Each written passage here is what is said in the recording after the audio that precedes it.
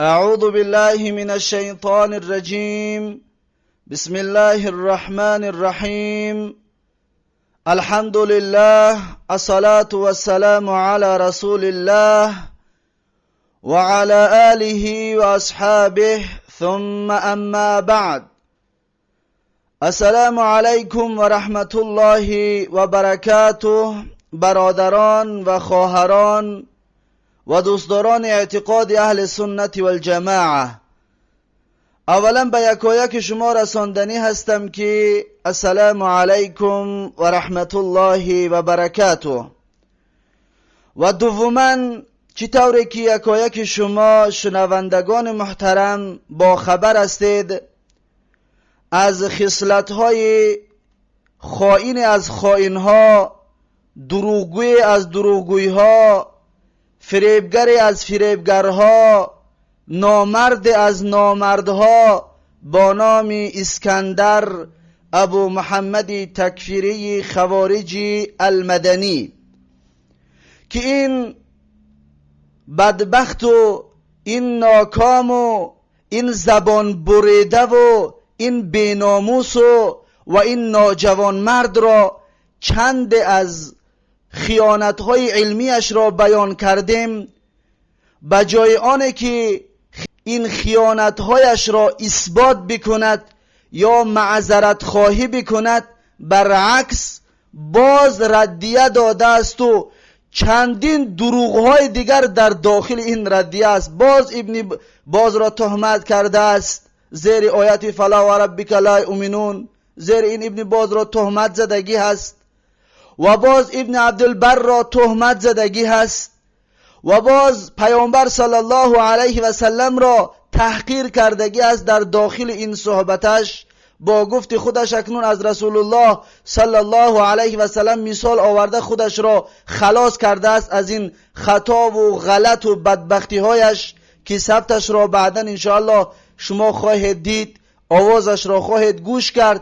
این خبیث برای دفاع از جان خودش هر کسی را خواست سپر خودش میگیرد و تحقیرش میکند. فرقی ندارد که اون عالم است، اون بزرگوار است، اون صحابه است، اون پیامبر است، فرق ندارد. هر کسی در پیش خودش میماند تا اینکه جان خودش خلاص کند. اما بیچاره، اما ای پیسته خام، ای پیسته پوچ، دهنت را که میکشایی شرمنده میشوی. اینقدر شرمندگی هایت برات بس نبود؟ اینقدر خیانت هایت برات بس نبود؟ باز دهنت را کشادی و شرمنده تر شدی؟ ای ناکام، ای بدبخت، ای بیناموس. تو اگر ناموس می داشتی از حال خود دفاع میکردی و معذرت خواهی میکردی برای این تهمت های کردت. لیکن انشاءالله روز می شود که تو معذرت خواهی کنی، زیرا که این کبر و غرور و افلاسی و شیطانیت دور دوام نمی کند.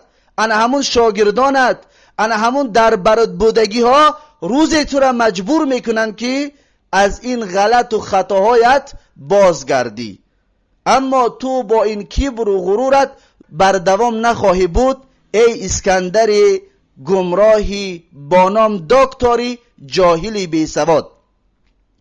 اکنون بیایید برادران، چطوره که سبت گذشته وعده کردیم که شیخ عثیمین رحمه الله از اون قولی که این تکفیری میخواند از کتاب قول المفید، شیخ از اون قولش بازگشتگی هست.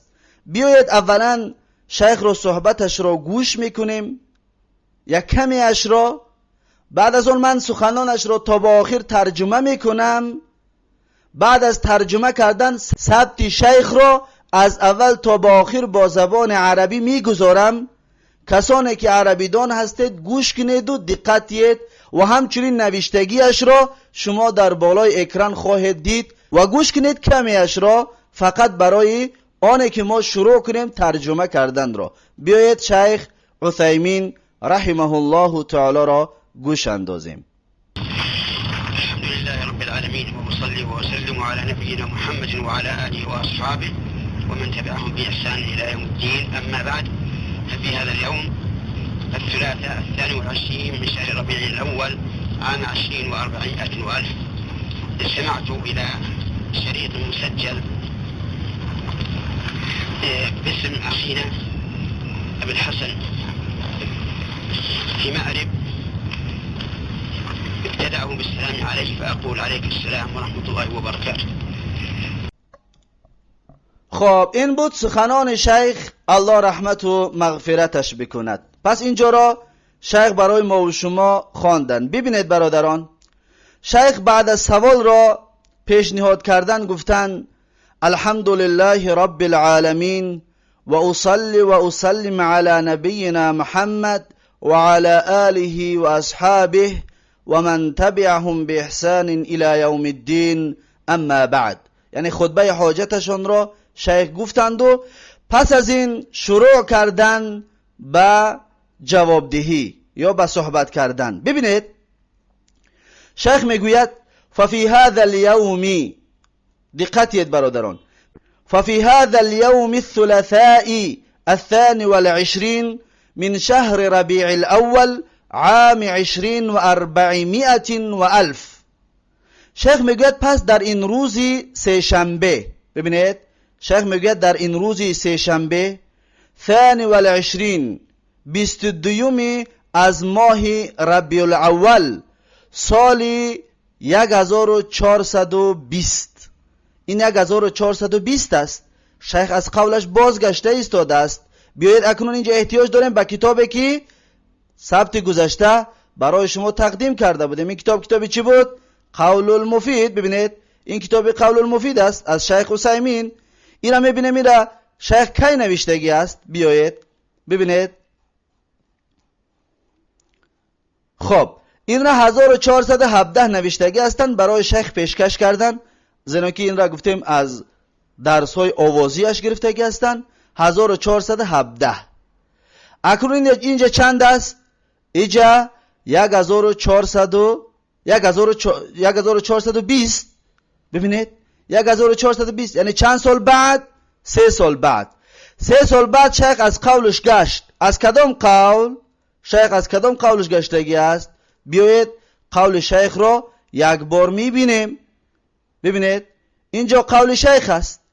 اینجایی که ابو محمد تکفیری این را خوانده بود اما کامل نکرد، زیرا اینکه اگر کاملش میکرد بر ضد اعتقادش بود.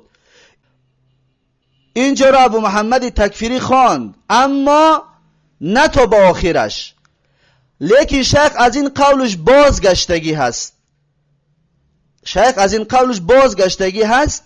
چی طوره گفتیم 3 سال بعد از این، یعنی 1417 هم اون کتاب براش تقدیم کرده شد، پیش از این درس را گفتگی بود و سال 1420 از قولش باز میگردد. برای همون خاطر در اولی سخنش ببینید روز و ماه و سال را ذکر میکند. روز و ماه و سال را ذکر میکند. اکنون شیخ چی میگوید؟ میگوید استمعت الى شریط مسجل باسم اخینا ابی الحسن فی مأرب. میگه شنیدم یک ضبط با نام برادرمون ابی الحسن در مأرب، یعنی که مأرب یکی از شهرهای یمن است. میگه از همونجا یک ثبت برام فرستاد، اون ثبت رو من گوش کردم. ابتدأه بالسلام علی. شیخ میگوید که شروع کرده است همین ضبطش را با سلام بر من میگوید. فاقول، پس میگوید من میگویم علیکم السلام و رحمت الله و برکاته. اکنون شیخ در سلام اون سوال دهنده چنین جواب داد که علیکم السلام و رحمت الله و برکاته. ببینید چی میگه شیخ؟ و ما ذکره من جهت التکفیر فهی مسئله کبیره عظیمه. دقت برادران، میگه آن چیزی که ذکر کردگی است از دیدگاه تکفیر، یعنی در مسئله تکفیر، فهی مسئله کبیره. مسئله تکفیر میگه یک مسئله بزرگ است، عظیمه، یک مسئله عظیم و بزرگ کلانه هست. اما در نزد ابو محمد تکفیری مدنی این مسئله تکفیر هیچ بزرگی نیست، زیرا اینکه این ترس از الله ندارد. اگر ترس می داشت حتما در نزدش تکفیر یک قیمت داشت، اما این ناکام گمراه جاهل ترس ندارد. برای همین خاطر در نزد این مسئله تکفیر هیچ مسئله با ارزش نیست. هر کسی را خواست تکفیر میگد. یک ذره مخالفتش کن، در نزد این تو حکم کفر را میگیری، مرتدت میگوید یا مشرکت میگوید. پس ببینید ولا ينبغي اطلاق القول فيها الا مع طالب علم يفهم و يعرف الكلمات بمعانيها. ببینید چی میگه؟ میگه شایسته نیست، سزاوار نیست یا لایق نیست اطلاق القول فيها، یعنی عام و شامل گرداندن سخن، عام و شامل گرداندن سخن فیها در این مسئله، مسئله تکفیر، الا مع طالب، مگر با همراهی یک طالبی که طالب علمی که مگر با همراهی یک طالب علمی که یفهمو، اون طالب علم فهمش دارد، میفهمد. رنگ ابو محمد تکفیری جاهل نیست، یعنی فهمش دارد.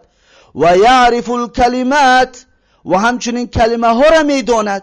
و مثل ابو محمد تکفیری نه که حتی معنای کلمه ها را هم ندانی و عالم را قولش را بگیری حذف کنی، کدامش که معقول تا بگیری و کدامش که معقول نیست او را از بین ببری. خائنی در علم. بمعانیها، با معناهایش، یعنی کلمه ها را باید بداند و همچنین معناهای کلمه ها را بداند. پس با این طور طالب علم صحبت کرده می شود درباره تکفیر. ببینید باز چی میگه؟ و یعرف العواقب، و یعرف العواقب التي تترتب على القول بالتکفیر او عدمه. ببین چی میگه؟ میگه که و میداند، یعنی که همون طالب علم میداند عاقبت های را که تترتب حاصل می شود علی القول بالتکفیر، درباره سخن کردن، در موضوع سخن کردن با تکفیر یا تکفیر نکردن. یعنی تکفیر کنی چی ضررها دارد و چی عاقبت دارد، تکفیر نکنی چی ضررها و چی عاقبت دارد، این چیزها را میگه باید بداند. اگر بداند پس با اون طور انسان می شود که صحبت کرد. اما عامت الناس، ببینید چی میگوید؟ اما عامت الناس، اما با مردم عامه، مردم عامه بیچاره که از مسائل توحید و از مسائل معانی کلمات و از این چیزها خبر ندارن، فإن اطلاق القول بالتکفیر او عدمه، پس هر آینه عام و شامل گرداندن سخن درباره تکفیر یا تکفیر نکردن فی مثل هذه الامور، در مثل این مسائل، یحصل فیه مفاسد، میگم مفسده های زیاد را میارد، مفسده های زیاد میشود اگر که با مردم عامه درباره تکفیر صحبت کردی. پس این مفسده هایی که با وجود میآید از مردم عامه، شما این را در شاگردان اسکندر تکفیری میبینید. هر کس مخالفت شان کرد میگه تو کافر و مشرک هستی. این چی هست؟ مفاسد است، مفسده های هست که این تکفیری این جوانها را به این اندازه رساندگی هست. دوام سخنش را بیا میخوانیم. والذی ارا، میگوید آن چیزی را که من فکر میکنم، والذی ارا، و آن چیزی را که من فکر میکنم، میگوید اولا یکم چی است؟ الا یشتغل الشباب بهذه المسئله، میگه جوانها باید به این مسئله تکفیر مشغول نشوند، جوانها به مسئله تکفیر مشغول نشوند. ای ابو محمد تکفیری مدنی، شیخ عثیمین یکی از عالم بزرگ، ببین جوانها را چی میگوید. امروز تو همه جوانها را تکفیری، همه جوانها را به مثل خودت تکفیری گرداندگی هستی. میگه که الا یشتغل الشباب بهذه المسئله، میگه جوانها باید به این مسئله، به مسئله تکفیر میگه مشغول نشوند. و هل الحاکم کافر، آیا حاکم کافر است؟ او غیر کافرین، یا کافر نیست؟ این چیزها را نگویند جوانها، آیا حاکم کافر است یا کافر نیست. و هل یجوز ان نخرج علیه، و همچنین جوانها خودشون به این مشغول نکنند که آیا بر ضد حاکم ما ببرویم، خروج بکنیم یا نکنیم. او لا یجوز، یا جایز نیست، یعنی برآمدن جایز است بر ضدش یا جایز نیست. میگه جوانها خودشون رو با این چیزها مشغول نگردانند. این نصیحت شیخ است، این نصیحت این عالم بزرگ اهل سنت و الجماعت است. ای موشی پشت پرده، خودت را در پشت این عالم ها نگین. انا همون استازای تکفیریت را بگیر، سلیمان علوان و جربع و بربع و قربع و دربعی که داری، ان همونها را ناماش بگیر. این عالمای اهل سنت نامش نگیر. ای گمراه، ای جاهل، اینها تکفیری نیستن، اینها به مثل تو جاهل نیستن، اینها به مثل تو استازانت جاهل نیستن، اینها عالمان اهل سنت و الجماعت هستند.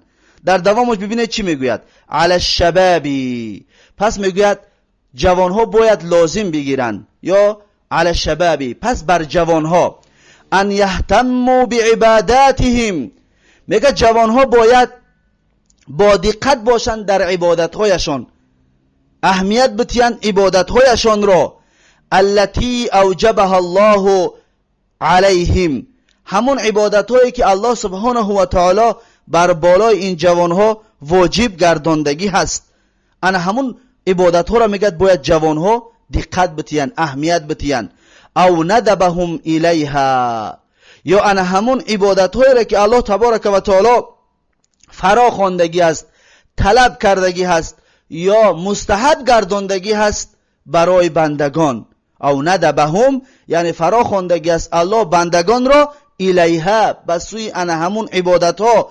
پس این جوان ها انا همون عبادت ها را میگد دقت بتیان، اهمیت بتیان.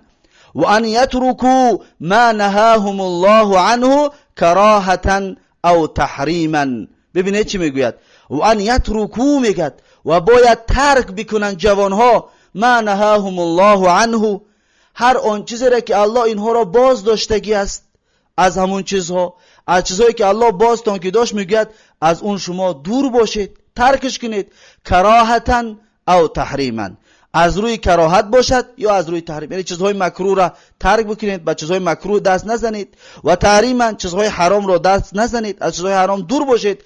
و ان یحرسوا علی التآلف بینهم، شیخ رو ببینید چی میگوید، و ان یحرسوا، جوانها باید سعی و کوشش کنن، حرص کنن، سعی و کوشش و زحمت بکشن برای چی؟ علی تآلف بینهم، برای الفت و محبت و برای جمع شدن در بینشان.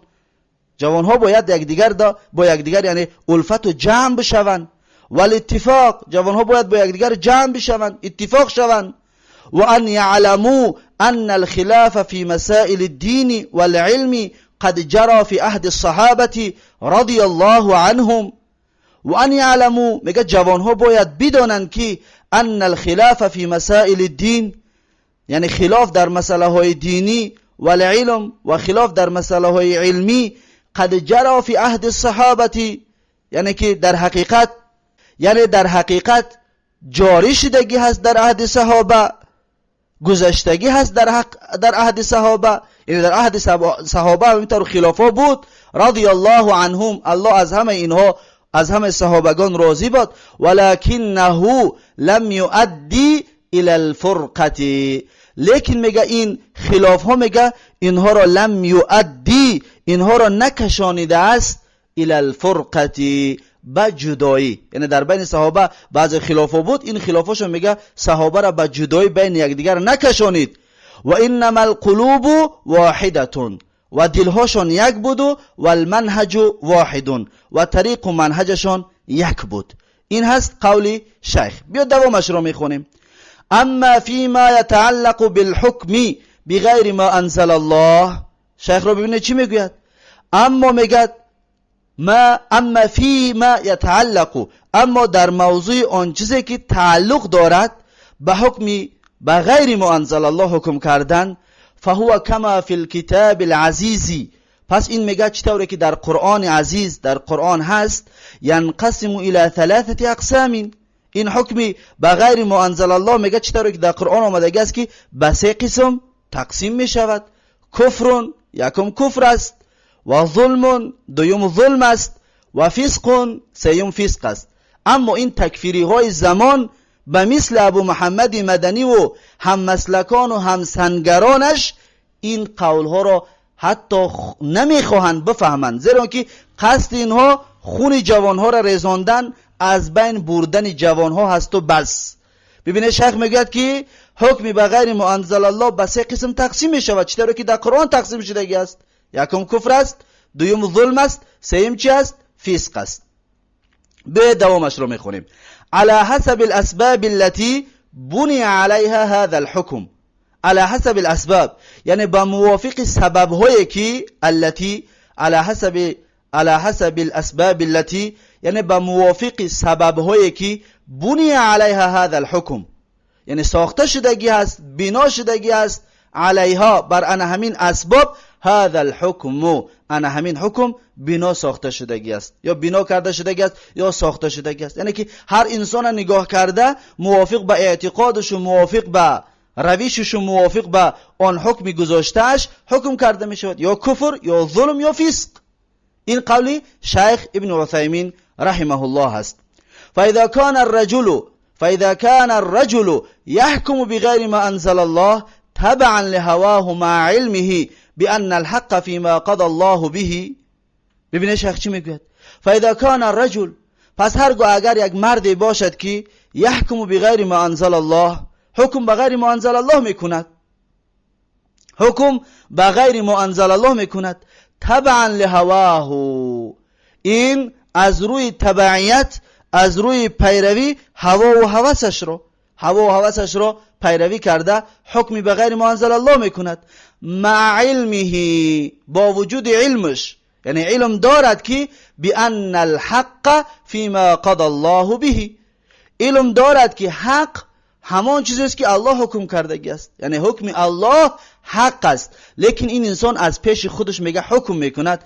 فهذا لا یکفر. ای تکفیری ها، ای جاهل ها، ای گمراه ها، شیخ رو ببین چی میگه؟ میگه این کافر نمیشود، این انسان کافر نمیشود، زیرا اینکه میداند حکمی کردهش این ظلم است، از روی هوا و هوسش کرده است، از روی فایده به دست آوردن کرده است، و میداند که حکم الله، حکم کرده الله این حق است و راست است. این انسان میگه لا یکفر، کافر نمیشود، لکنه بین فاسق و ظالم، لیکن این انسان میگه در بین فسق و ظلم است، یعنی که کافر نمیشود بلکه فاسق میشود یا ظالم میشود، این دوتا میشود اما کافر نمیشود. این قولی کی است؟ شیخ عثیمین رحمه الله تعالی. دوام عباره را بیا بخونیم. میگه و اما اذا کان یشرع حکما عاما تمشی علیه الامه، و اما میگه هرگاه باشد یشرع، اون انسان مشروع میگرداند، اون انسان قانون میگذارد، قانون گذاری میکند، حکما عاما، حکم عام میرا که تمشی علیه الامه، که مردم با قانون گذاشته اون میروند و در زیر اون زندگی میکنند و در زیر اون زندگی به سر میبرند، یعنی قانون قرار میتید. یرا ان ذلك من المصلحتی، و فکر میکند و اندیشه میکند که این کاری کردهش از چی است؟ از مصلحه است. میگوید این مصلحه دارد، فایده دارد، از فایده به مردم هم میگوید انا همین حکم گذاشته من قطعی مردم عمل کند. و قد لبس علیه فیه، در حقیقت تلبیس کرده شدگی هست علیه بر انا همون حکم گذار، فیه در انا همین مسئله حکم کردهش. ببینید بر همون انسان حکم گذار در این مسئله تلبیس شدگی هست، یعنی که بعضی انسان ها شیخ بیانش میکند، میگه فلا یکفر ایضا، این انسان هم میگوید همچنین کافر نمیشود. ببینید شیخ میگوید که این انسان هم همچنین کافر نمیشود، لأن كثيرا من الحكام عندهم جهل في علم الشریعة، زیرا که میگوید بسیار از حاکم ها میگوید عندهم جهل، اونها جهل دارند، در نزد اونها جهل است، یعنی که اونها جاهل هستند. اونها در چی؟ فی علم الشریعة، در علم شریعت. حاکم ها آیا دیدید کسی را شما که در مسئله دین عالم باشند؟ نه، در مسئله شریعت جاهل هستند، در مسئله شریعت بیخبر هستند. برای همین خاطر شیخ میگه که اونها کافر نمیشود، زیرا که جهل دارند، اونها عذر دارند. و یتصل بهم من لا یعرف الحکم الشرعی، میگه پیوست میشود. و یتصل بهم یعنی که پیوست میشود به آن همون حاکم ها من لا یعرف الحکم الشرعی، شخصانی که حکم شرعی را نمیدانند، یعنی که بعضی کسایی که با اون پادشاه ها و با اون حاکم ها نزدیک میشوند، حتی همون نزدیک میشدگی هم بعضیشان میگوید احکام شرعی را خوب نمیدونن. و هم یرونه عالما. اما این حاکم ها میگوید میبینن اینها را فکر میکنن که این عالم هست، کبیرن، یکی از عالم های کبیر است. فیحصل بذلك مخالفه، پس حاصل می شود با آن همین مخالفت به احکام شرعی از حساب آن همین کسانی که با پادشاه و با حاکم نزدیک می شود و اما از احکام شرعی خبر ندارد و پادشاه فکر میکند که این یکی از عالم هاست، پس مخالفت پادشاه شروع می شود، زیرا اینکه ندانسته هر فتوای هر چیز خاص گفتن میگیرد، به مثل ابو محمد تکفیری مدنی جاهل. دوامش را ببینید چی میگه شیخ: و اذا کان یعلم الشرع ولکنه حکم بهذا. و اذا کان، و هرگاه باشد، یعلم الشرع، شرع را میداند، شریعت را میداند، ولکنه حکم بهذا، ولیکن انا همون انسان حکم کرد به انمی قانون گذاشتهش، او شرع هذا، یا قانون گذاشت، یعنی که قانون گذاشت انا همین را، او جعله دستورا، یا این را سرقانون قرار داد، دستور سرقانون قرارش داد. ای تکفیری ها دقت بتید شیخ چی میگوید: یمشی الناس علیه، بگیم سرقانون قرار داد که یمشی الناس علیه، مردم در زیر این زندگی بر سر میبرند. سرقانونشان حکمی یک مخلوق شد.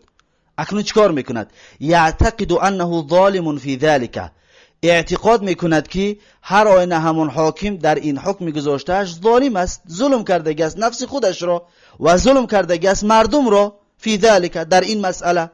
و ان الحق فيما جاء به الكتاب و سنه، میگوید که حق فيما جاء به الكتاب و سنه، در آن چیزی است که در کتاب و سنت آمدگی هست، همین اعتقاد را دارد. آیا فاننا لا نستطيع ان نكفر هذا، شیخ چی میگوید؟ فاننا، پس هر آینه میگم ما لا نستطيع، نمیتوانیم، ان نكفر هذا، تکفیر کنیم این را، بگویم کافر است، ما این کار را میگه کردن نمیتوانیم. دیدید شیخ چی میگوید؟ حتی دستورالعمل، سرقانون هم قرار بتید، میگه ما تکفیرش کردن نمیتوانیم. این قول شیخ عثیمین است. صدایش رو بعدتر گوش میکنید با انا همین عباره ها که از بالا این عباره ها من شما را نشان میتیم که گجار شیخ خوانده ایستاده است. دیده شیخ چی میگوید؟ شیخ عثیمین یکی از عالم های اهل سنت و الجماعت. اما ابو محمد تکفیری مدنی با آوردن این قول شیخ عثیمین از کتاب قول المفید میخواهد مردم رو به مثل خودش تکفیری، جاهلی، گمراهی، گمنامی، ظالم بگرداند. دیدید؟ بیایید دوامش رو میخونیم. و انما نکفر، اکنون شیخ چی میگه؟ و هر آینه میگه ما تکفیر میکنیم، کافر میگیم. کرا؟ من یرا ان حکم غیر الله اولا ان یکون الناس علیه، شخصی که اعتقاد میکند که حکم غیر الله بهتر است که مردم با حکم غیر الله عمل بکنن. هر کسی که همین اعتقاد رو داشتگی باشد میگه او را ما تکفیر میکنیم، افضل بداند، خوبتر بداند. دیدید یک مسئله، این مسئله را در سبتای پیشینه هم قید کرده بودیم که افضل بداند حکمی گذاشتهش رو از حکم الله کافر میشود. این قولی اهل سنتی و الجماعت است. او مثل حکم الله عز و جل. ببینید چی میگه؟ یا این که اعتقاد کند که حکم غیر الله مثل حکم الله تبارک و تعالی هست، یعنی بگوید که همین حکمی که من گذاشتم همون حکمی که در قرآن است هر دوش برابر هستند. اگر این اعتقاد رو هم بکند، ما و شما گذشته بیان کردگی بودیم که چی میشود؟ کافر میدونید. میگفته بودیم مساوات بداند اگر کافر میشود، یا یکمش تفضیل اگر که بالا بداند کافر میشود. این اعتقاد اهل سنت و الجماعت است. ای ابو محمد تکفیری، ای جاهل، تو این مسئله ها رو نمیفهمی. فإن هذا کافرون، میگه این انسان کافر است. وقتی همین اعتقاد را داشته باشد که بالاتر از حکم الله است یا برابر به حکم الله است، میگه کافر است. لانه مکذب لقول الله تبارک و تعالی. برای چی کافر است؟ زیرا که این انسان دروغ شماریدگی است، دروغ دانستگی است سخن الله تبارک و تعالی را. الله تبارک و تعالی چی میگوید در سوره تین، سوره تینده آیت 8 الله سبحانه و تعالی میگه الیس الله باحکم الحاکمین، آیا الله سبحانه و تعالی احکم الحاکمین نیست؟ بله، الله سبحانه و تعالی احکم الحاکمین است. پس وقتی که خودش را حکم خودش را از حکم الله بالا و برابر کی دانست، پس این آیت را قبول نکرد، کافر می شود. این اعتقاد اهل سنت و الجماعت است. و قوله، و همچنین قول الله سبحانه و تعالی است که الله سبحانه و تعالی میگه که افحکم الجاهلیت یبغون. ببینید، افحکم الجاهلیت یبغون و من احسن من الله حکما لقوم یوقنون. دیدید چی میگوید؟ الله سبحانه و تعالی میگوید افحکم الجاهلیت یبغون، آیا آنها حکم جاهلیت را میخواهند؟ آیا میخواهند که با جاهلیت حکم بکنن؟ و من احسن من الله حکما، و کیست نکوتر و خوبتر از الله دیده از روی حکم؟ یعنی در حکم کردن کی خوبتر حکم میکند، الله یا اون قانونگذار؟ حتما که الله. لقوم یوقنون، برای قومی که اونها یقین میکنن، برای قومی که یقین دارن. کدام اینها حکمشون افضل است؟ حکم الله تبارک، در این شک و شبهه نیست. ببینید، اگر که بگوید که ای حکم الله بالا است یا برابر به حکم الله است، با این دو آیت اون انسان چی می شود؟ کافر می شود. این اعتقاد اهل سنت و الجماعت است. این دویم آیت سوره مائده آیت 50 می باشد. در دوام مسئله، در دوام صحبت هایش شیخ عثیمین رحمه الله چی میگه؟ ثم هذه المسائل، پس میگه انا همین مسئله ها لا یعنی اننا اذا کفرنا احدا بانه یجب الخروج علیه. میگه معناش این نیست که لا یعنی لا نقصد، ما قصد نداریم اننا اذا کفرنا احدا، هر آینه ما وقتی که یک کس را کافر که گفتیم، اگر رفتو که همین گفته های در بالا باشد و یکی در حقیقت کافر باشد اون حکم گذار، فانه یجب الخروج علیه، یعنی که پس واجب می شود بر خروج بر ضدش. نه، واجب نمی شود. میگه لا یعنی اننا اذا کفرنا احدا فانه یجب الخروج علیه، یعنی که واجب نمی شود خروج بر ضد اون انسان. یعنی قصد ما این نیست که واجب شود خروج بر ضدش. میگه لأن الخروج يترتب عليه مفاسد عظيمة أكبر من السكوت. قول شیخ رو دقتید، علمای اهل سنت و الجماعت رو قولش رو دقتید. این خوارج ها، این جاهل ها عالمان اهل سنت رو در پیش مردم سیاه کردن. عالمان اهل سنت رو تکفیری نشان میتین به مثل خودشون. نه، اینها تکفیری نیستن. شیخ حبیبی چی بگد؟ لأن الخروج، زیرا اینکه بر ضد حاکم بر آمدن، زیرا اینکه خروج کردن، یترتب علیه مفاسد عظیمه، یعنی حاصل می شود بر خروج کردن، اگر خروج کنی بر ضد حاکم، مفاسد عظیمه، مفسده های بزرگ را میارد. اکبر من السکوت، این مفسده ها از سکوت در کلانتر هستند، بزرگتر هستند، ضرر آورتر هستند. بسیار مفسده ها و بسیار ضررهای کلان را بالای امت و بالای مردم و بالای جامعه و بالای مسلمان ها میارد خروج کردن. ولا نستطيع الآن ان نضرب امثالا فيما وقع في الامة العربية وغير العربية. ببینید شیخ چی میگوید؟ میگه ولا نستطيع الآن ان نضرب امثالا، و نمیتوانیم حالا مثالهایی رو بزنیم که فيما وقع في الامة العربية وغير العربية، در آن چیزهایی که واقع شدگی است در عربی و در غیر عربی. یعنی در زمان شیخ در جزایر و در مصر و در کویت و در عراق اول کارشو، اینها همه اول فتنه هایی که در عراق بود و یا که گذشت در عراق، اینها همه شیخ دیده بود که چقدر فتنه های کلان است. اگر که شیخ این فتنه ای که بعد برآمد و این فتنه هایی که بعد شدن در دولت های عربی و بهار عرب، اینها را اگر میدید چی؟ این همه از مفسده از کجا شروع شد؟ از سر همین تکفیری ها، از سر همین جاهل ها، از سر همین خونخور ها، از سر همین حیوان صفت ها شروع شدگی است. برای همین خاطر شیخ میگوید که بسیار مفسده زیاد دارد، بسیار مفسده زیاد دارد که بر جامعه و بر امت ضرر کلان را حاصل میکند. در دوام ببینید چی میگد؟ و انما اذا حققنا جواز الخروج علیه شرعا. ببینید چی میگوید؟ و انما اذا حققنا جواز الخروج علیه شرعا، اگر که ما ثابت کردیم و همچنین حققنا یعنی که یقین کردیم جواز الخروج علیه، جایز بودن خروج را بر ضد حاکم شرعا از روی شرع، یعنی که از روی شرع دیدیم که در حقیقت بر ضد حاکم برآمدن شریعت اجازت میتید. فانه لا بد من استعداد و قوت، بس میگد باید، فانه پس هر آینه میگد لا بد من استعداد، باید آمادگی و استعداد باشد، باید و قوت، باید قوت داشته باشد انسانی که بر ضد حاکم میبراید. تکونو مثل قوت الحاکم او اعظم، پس این قوتش مثل قوت حاکم باشد، یعنی همون چیزی که حاکم حکومت در دستش است و میتواند یعنی که تمام راه ها را استفاده برد، این مخالفش هم اگر که به مثل آن همون چی داشته باشد، قوت داشته باشد، او اعظم یا از اون دا بالاتر داشته باشد. اگر از این پایان باشه چی؟ نه، جایز نیست، درست نیست. نمیشود با یک تفنگ و با یک کارچه و با یک کارت ما بگیم که ما بر ضد حاکم میبرویم. نه، این مفسده در جامعه هست، این مفسده در بین مسلمان ها هست.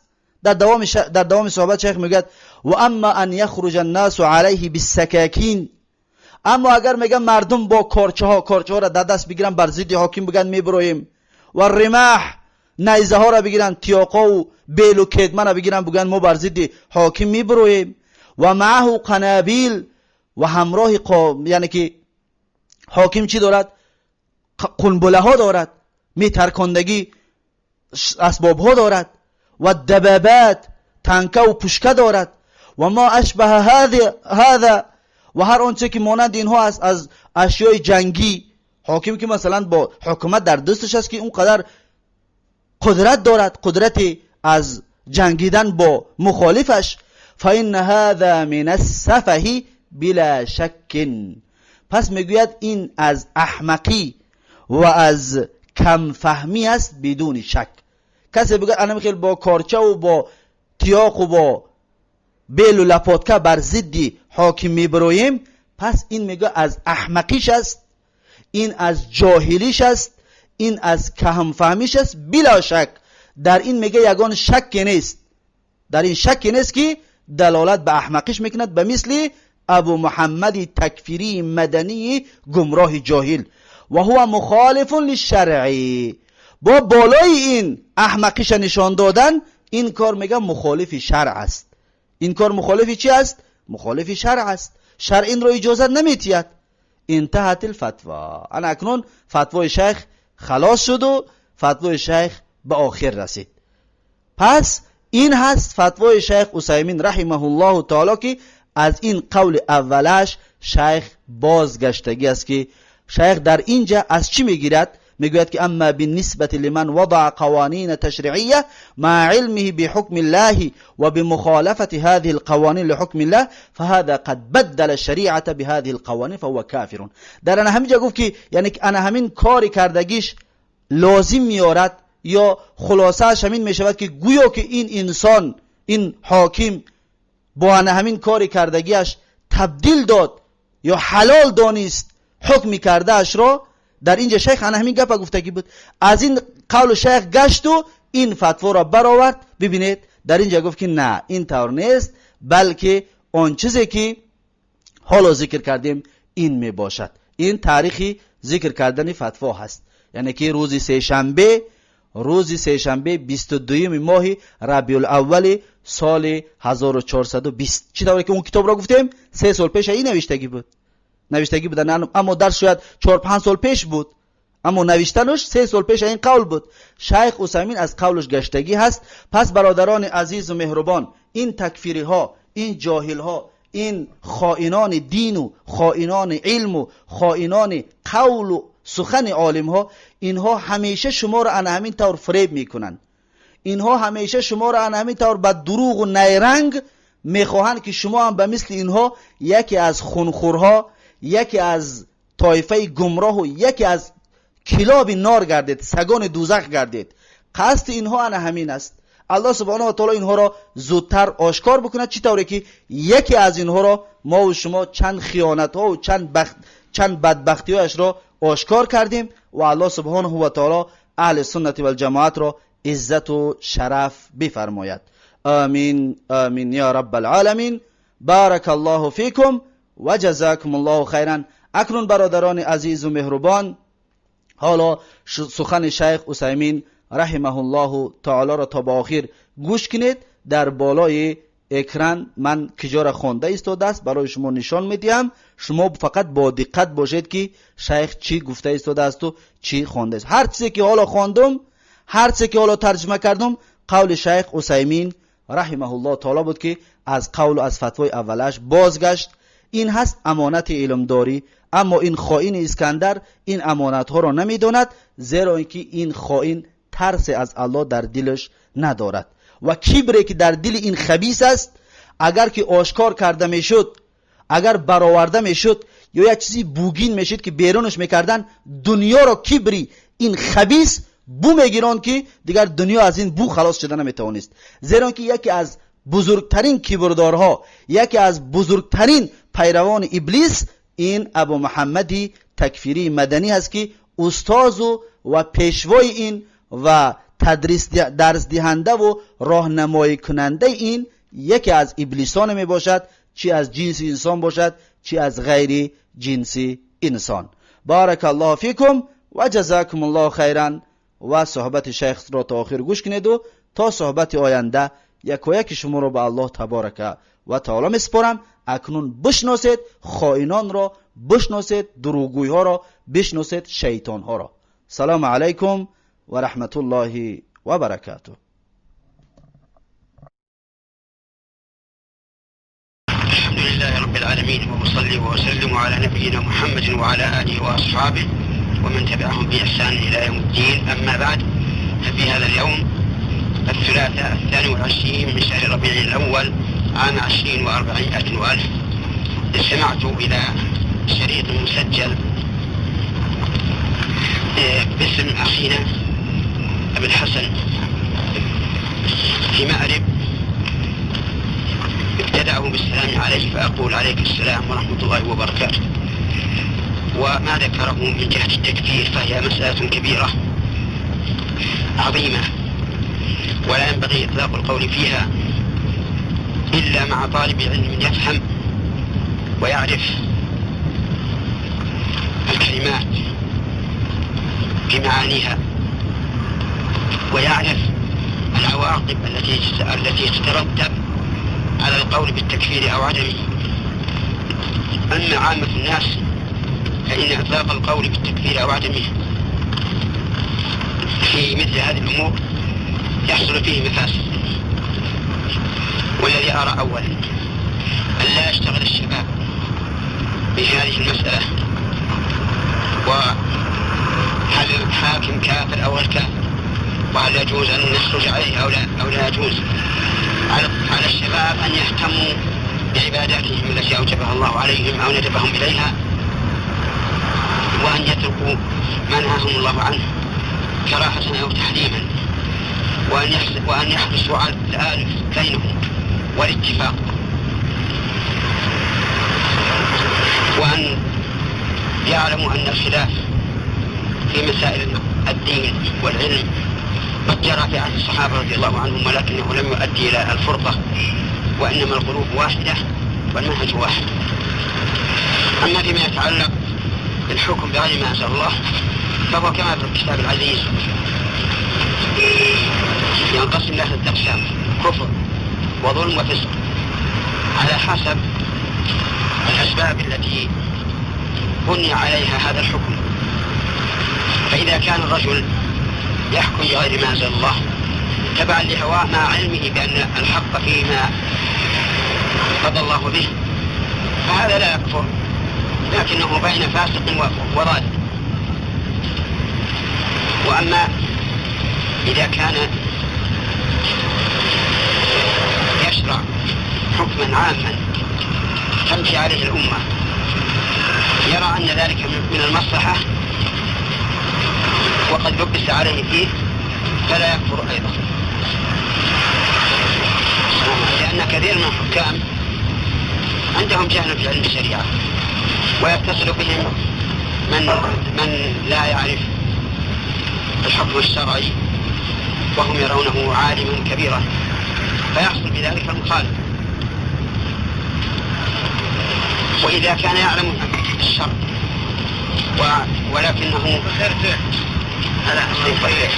ولكنه حكم بهذا أو شرع هذا وجعله دستورا يمشي الناس عليه، يعتقد أنه ظالم في ذلك وأن الحق فيما جاء به الكتاب والسنة، فإننا لا نستطيع أن نكفر هذا، وإنما نكفر من يرى أن حكم غير الله أولى أن يكون الناس عليه أو مثل حكم الله عز وجل، فإن هذا كافر لأنه مكذب بقول الله تبارك وتعالى: أليس الله بأحكم الحاكمين، وقوله: أفحكم الجاهلية يبغون ومن أحسن من الله حكما لقوم يوقنون. ثم هذه المسائل لا يعني أننا إذا كفرنا أحدا فإنه يجب الخروج عليه، لأن الخروج يترتب عليه مفاسد عظيمة أكبر من السكوت، ولا نحن نستطيع على أن نضرب أمثالا بما وقع في الأمة العربية وغير العربية، وإنما إذا تحققنا جواز الخروج عليه شرعا فإنه لا بد من استعداد وقوة تكون مثل قوة الحاكم أو أعظم. وأما أن يخرج الناس عليه بالسكاكين والرماح ومعه القنابل والدبابات وما أشبه هذا، فإن هذا من السفه بلا شك، وهو مخالف